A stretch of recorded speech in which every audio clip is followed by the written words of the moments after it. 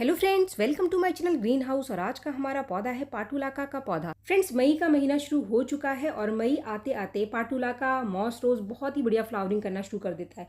लेकिन अभी तक आपके पाटुलाका में कलियां बननी शुरू भी नहीं हुई है। तो इसका मतलब ये 4 गलतियां आप अपने पौधे के ऊपर कर रहे हैं, जो 4 गलतियां आगे मैं इस वीडियो में आपको बताने वाली हूँ। इसके साथ ही एक ऐसा फर्टिलाइज़र आज की इस वीडियो में मैं आपको बताऊंगी जो कि रातों रात आपके पाटुलाका को कलियों से भर देगा, जो काफ़ी समय से ऐसे ही पड़ा हुआ है आपके गार्डन में। ग्रोथ तो अच्छी कर रहा है, काफ़ी सारी लंबी लंबी ब्रांचेस भी हैं इसके अंदर, लेकिन फिर भी कलियां नहीं बना रहा है। तो कलियां बनाना स्टार्ट कर देगा। तो फ्रेंड्स, वो 4 गलतियां कौन सी है जो आप अपने पाटुलाका पर करते हैं। पाटुलाका एक ऐसा पौधा है जो बिना धूप के खिलता ही नहीं है। अगर इसको धूप ना मिले तो ना ये कलियां बनाएगा और ना ही ये खिलेगा। तो हो सकता है कि आपने अपने पाटुलाका को जहाँ पर रखा हुआ है वहाँ पर अच्छी धूप इसको नहीं मिल रही। तो चाहे आप अपने पाटुलाका को कितना भी खाद दे दो, कोई भी खाद दे दो, कोई केमिकल फर्टिलाइज़र, कोई मार्केट से फर्टिलाइज़र खरीद कर इसको डाल दो, लेकिन अगर इसको आप धूप अच्छी नहीं दे रहे हैं तो इसके अंदर कलियां आपको नहीं मिलेगी। ये कलियां बहुत देर में जा कर के बनाता है, बहुत लंबी लंबी ब्रांचेस निकालना शुरू कर देता है और बहुत देर बाद कहीं जाकर इसके अंदर 1-2 कलियां बनती हैं। दूसरी गलती जो लोग करते हैं, पाटुलाका को बहुत ज़्यादा पानी देते हैं। अगर पाटुलाका की मिट्टी लगातार गीली पड़ी रहती है तो ऐसे में भी पाटुलाका सिर्फ लंबी लंबी ग्रोथ निकालता है, और जितनी ग्रोथ पाटुलाका ले सकता है उतनी ग्रोथ ये लेगा, लंबाई में बढ़ता चला जाएगा और कलियों को ये नहीं बनाएगा। तो इसीलिए पानी लिमिटेड दें आप। मिट्टी को आप मॉइस्ट रखें, लेकिन गीला अगर आप रखेंगे तो बहुत सारी समस्याएं इसके अंदर आनी शुरू हो जाती है। इसके जो पत्ते हैं वो पीले पड़ने शुरू हो जाते हैं और इसकी मिट्टी में फंगस लगना शुरू हो जाता है, जिससे कि पाटुलाका खराब होने लग जाता है। तो इसीलिए पानी कम दें आप, लिमिटेड पानी दें, मिट्टी को थोड़ा सा सूखने दें, तभी ये कलियां बनाएगा। वरना अगर आप बिल्कुल लगातार गीला रखेंगे तो ये कलियां नहीं बनाएगा। आप भूल जाओ कि आपको पाटुलाका में फ्लावरिंग मिलेगी। पानी आप कुछ इस तरीके से दें कि अगले दिन तक इसका जो पानी है वो सूख जाए, तभी ये कलियां बनाएगा। तीसरी गलती वो है कि पौधे को आप वैसे ही छोड़ देते हो जैसा ये ग्रोथ कर रहा है। अगर पौधा लंबी लंबी ब्रांचेस निकाल रहा है, कलियां नहीं बना रहा है, तो इसका जो टिप है, जितनी भी ऐसी ब्रांचेस हैं जिसके ऊपर कलियां अभी तक बननी शुरू नहीं हुई है, आप में से कोई भी है जिसके पौधे में कलियां अभी तक आनी शुरू नहीं हुई है, तो आप सभी उन सारे ब्रांच का जो टिप है उसको कट कर दो। इसके 2 फायदे होंगे।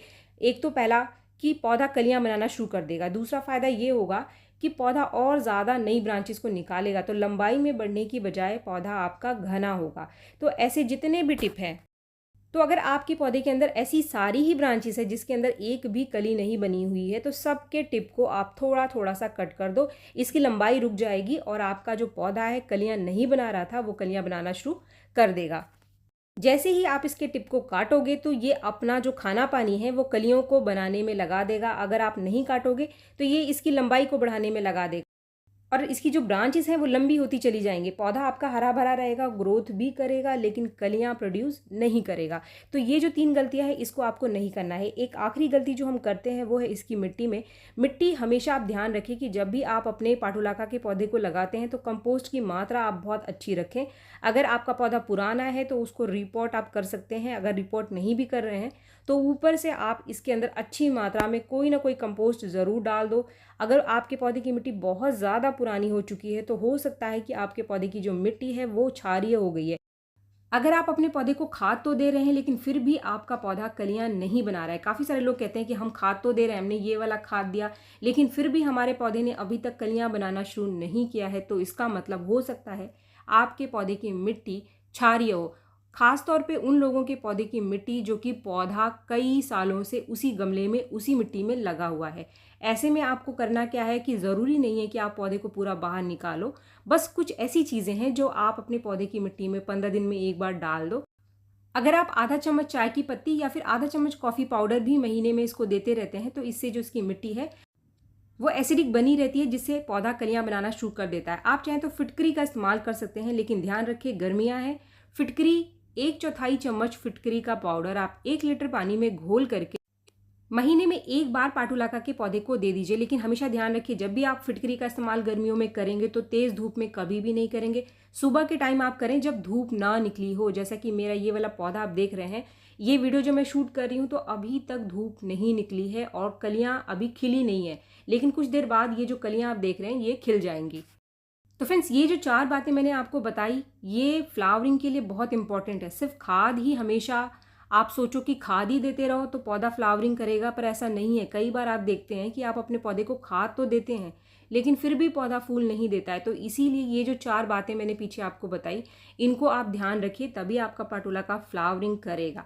अब आ जाते हैं हम फर्टिलाइज़र के ऊपर, जो कि है हमारा आखिरी पॉइंट, 5वां पॉइंट। पाटुलाका एक ऐसा पौधा है, बस इसको आप पोटाशियम दे दो। अगर इसमें नाइट्रोजन की मात्रा बहुत ज़्यादा है तो आपका पौधा सिर्फ ग्रोथ करता है, नई नई ब्रांचेस निकालता है और फ्लावरिंग कम देता है और फूल नहीं देता है। इसके साथ ही अगर इसके अंदर फास्फोरस की कमी है तब भी ये कलियां नहीं बनाता है। तो जो सबसे ज़रूरी चीज़ है इसके लिए ये है पोटाशियम और फास्फोरस। तो कौन सा फर्टिलाइज़र हम हमारे पौधे को दें? पोटाशियम के लिए सबसे बढ़िया फर्टिलाइज़र है आप ही के घर के अंदर, आपके किचन में, वो है प्याज का छिलका। अगर आप प्याज नहीं खाते हैं तो फिर आप केले के छिलके का इस्तेमाल कर सकते हैं। प्याज के छिलके का लिक्विड फर्टिलाइज़र बना करके हर 10 दिन में एक बार आप दे दो। आप कहना भूल जाओगे कि आपके पौधे के अंदर फूल नहीं आते हैं। लेकिन ये जो प्याज के छिलके का फर्टिलाइज़र है अभी पूरा नहीं हुआ है। इसके अंदर मैं 2 चीज़ें और मिलाने वाली हूँ जो कमाल की चीज़ें हैं। अगर प्याज के छिलके का लिक्विड फर्टिलाइज़र देने पर भी आपका पौधा फूल नहीं दे रहा है तो फिर वो दोनों चीज़ें आप इसके अंदर ज़रूर मिलाओ। तो फ्रेंड्स, ये लिक्विड फर्टिलाइज़र कैसे बनाना है आपको पता है। प्याज के छिलकों को एक दिन के लिए भिगो करके आप रख दो, अगले दिन छान करके ये पानी तैयार हमारा हो चुका है। अब आप क्या करेंगे, आपको डालना है आधा चम्मच कॉफ़ी पाउडर। आधा चम्मच कॉफ़ी पाउडर ले लो आप, या फिर आधा चम्मच चाय की पत्ती भी आप ले सकते हैं। वो चाय की पत्ती जो आपने अभी चाय नहीं बनाई है।